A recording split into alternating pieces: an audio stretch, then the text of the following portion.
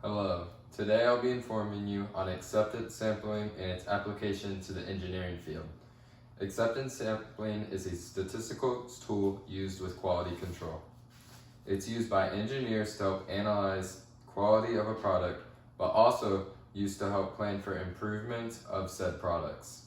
The operating characteristics curve is used to show the probability of acceptance versus the proportion of defective products within a sample taken. This curve can help predict the probability of a lot's acceptance when dealing with larger samples.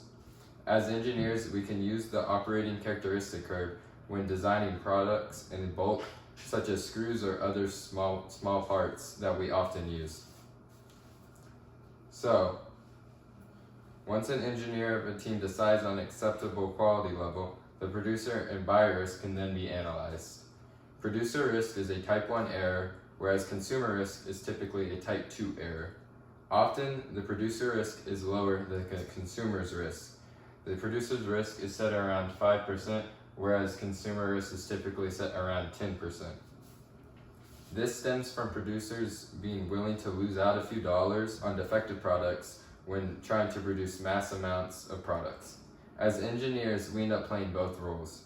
However, often when handling a product, we be more of a consumer because we source out companies to receive different components for our projects. These two risk levels can factor into how we devise our own sampling plans. Moving on, the average outgoing quality shows the quality of a product based on its incoming quality. This general shape will often occur when dealing with average outgoing quality charts.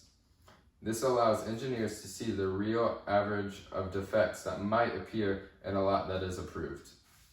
In a thesis done by Ganhar Wazalwar at the University of Texas at El Paso, he used all of these concepts to help develop a methodology for a minimum cost acceptance sampling plan for highway construction.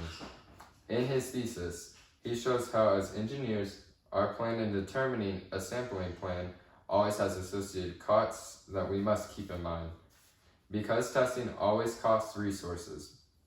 My future engineers, please remember that we do not just build things, but often we are planning and improving things that have already been set in place. Thank you.